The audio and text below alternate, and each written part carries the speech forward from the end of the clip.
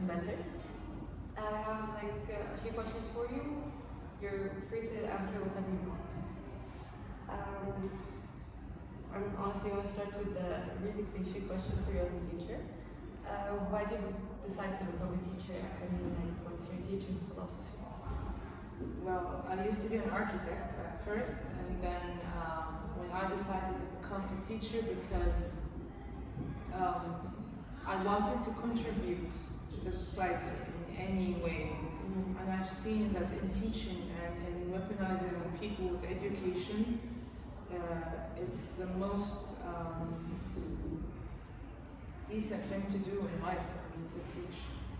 Do you think, this is where you thought you'd be like a few years ago? No, I wanted to study computer science. I was into game software, and then for family reasons I had to come to Egypt, and then I was forced to apply for architecture by circumstances, and then when I graduated as an architect I loved it. I worked in architecture for a while. I had my own showroom, but then by time things changed after the revolution, and I had a different mindset. I wanted to do something better for the society. So a friend of mine advised me to try teaching, and I did, and I loved it since then. If you go back, would you do anything different? Yeah. What do you think the perception of yourself has changed over the years? How it changed over the years? I've become much more understanding. And surprisingly, I've learned that from younger people, from students. I've become much more understanding, less judgmental, because if people say that we don't judge, that's a lie.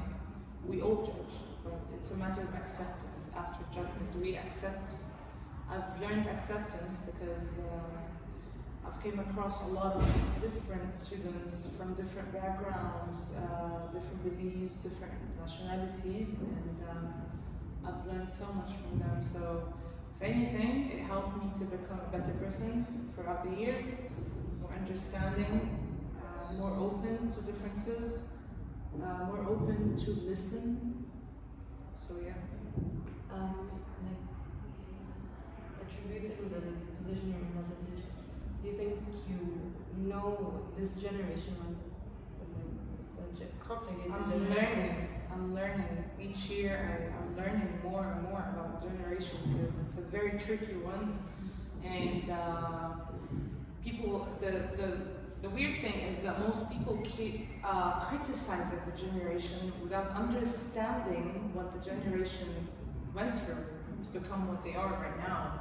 They blame the exposure of technology, the exposure of a lot of things beyond their age, but they don't understand that this generation were born in circumstances where they didn't have natural living things like children.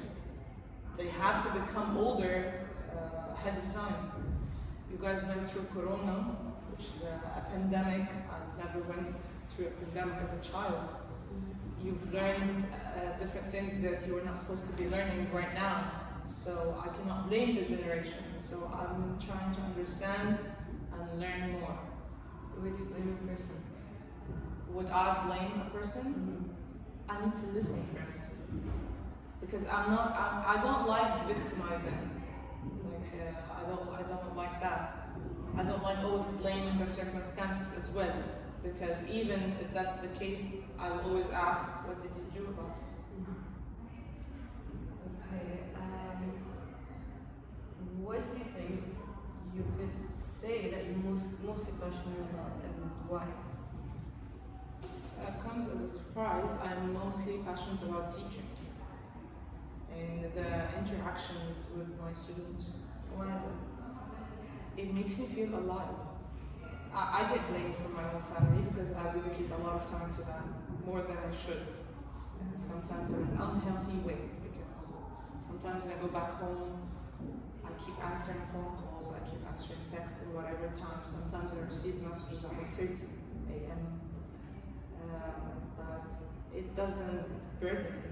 It doesn't So you're proud of it? Yeah. Not proud, it makes me feel energetic and alive. And it gives me a reason why. fair enough. What is one thing your younger self would look at you now and like be proud of you for?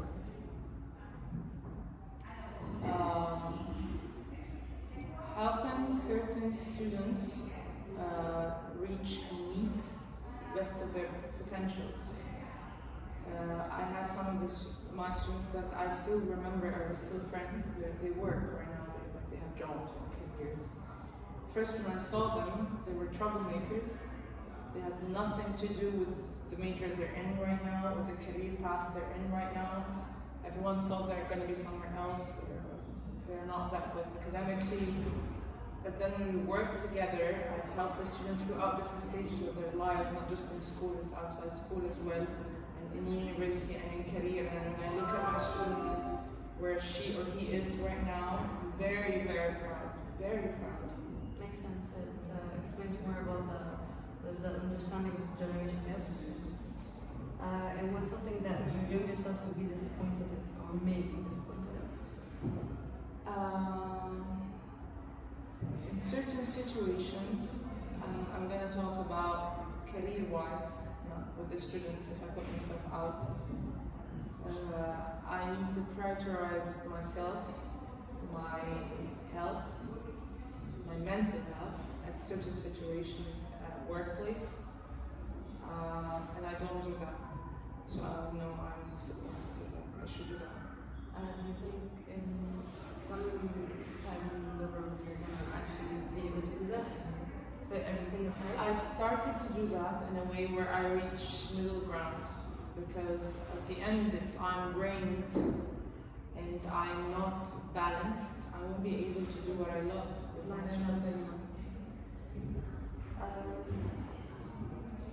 Okay, there's a saying that people usually go with the flow, or the other saying where you like to plan it. Which one are you? A little bit of both. You can't always plan ahead because after the corona, if you learn anything, there's nothing stable. Yeah. It's not just the corona, actually, it's the whole worldwide economical situation. So there are certain things you can plan for ahead in a practical way, and there are certain things you have to let go and just go with the flow. So you have to have a little bit of both. So you follow your gut, yet you Yes, both of them. like to keep your steady. I have to. Yes. What's the biggest mystery for you in life? That's actually a question. Biggest mystery. I'll be honest. One of the things that came to my attention in teaching that families and houses students come from, they're different now than my time.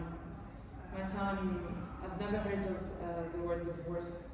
I've never heard of the word separated, multiple marriages, different brothers and sisters from different moms and dads. It's a lot to take in. So it's just a lot to see. Right now it's different than where I come from. So I think in the middle of my answer I forgot what was the question. The biggest mystery in life for you? It is a mystery how you guys just move on. How do you do it? I wonder. I know one of my students this year, she's a valedictorian in grade 12. Her father passed away in the middle of her finals.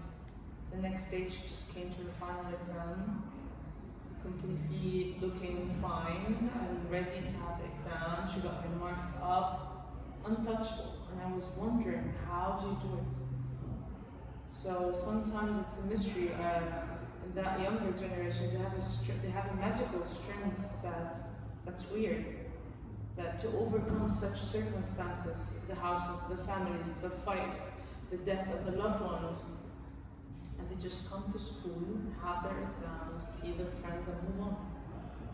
I wish I could know how they do it, because I myself, I don't know how to do it. You basically have to live with it. I don't know how you guys do it, honestly. You have a power. What do you think is your most, what's the thing you can call your biggest accomplishment this year? This year,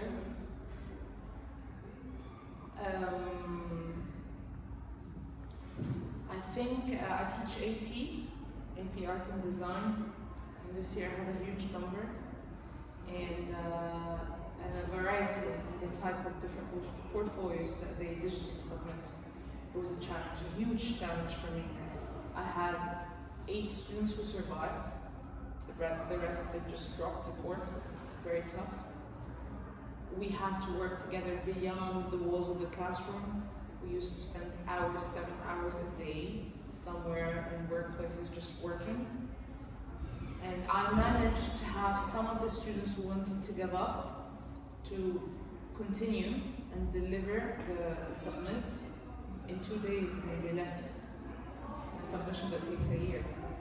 So I'm very, very proud of what I did with those 8 students. Fingers crossed they get good results at the end. What year would you like to relive from your life? University time. Why? It was the best time in my life. Though the first year was the worst because I was born and raised in Jeddah. So, like I said, I had family circumstances where I had to come to Egypt, and I had to come at the time of the application. So I spent my fresh year in the fine arts and architecture. It was a culture shock. I had no friends. I left all my friends in Jeddah. It's a completely different environment, completely different culture, everything. So, but then people were very warm. I was lucky. It's not always like that. I was very lucky. Being surrounded with a bunch of friends that are very creative, and all of them, they're big names right now in film direction and in advertisement and in entrepreneurs, and I'm the only one who's teaching. But I was very lucky to meet those friends. I was very lucky to meet professors who really taught me something in academics and in social life as well. So I consider myself one of the luckiest people, had the best time. Yeah. There's this question. It's more of a weird question to some people, and a little bit cliche. I personally like to ask it. It explains a lot about the person. There are 3 questions of the same type or same era. Okay. First question is, would you rather be forgotten or hated? Forgotten. Hate Hate is a big word. It's a burden you live and you grow with and you die with. For me, to cause someone whatever hurt, intentionally or not, or without any intentions, enough to make that person hate me, I'd rather be forgotten. Without any grudge. would you rather have more time or money? More time. Why? Because there are things that has nothing to do with money. If I have more time to spend with people that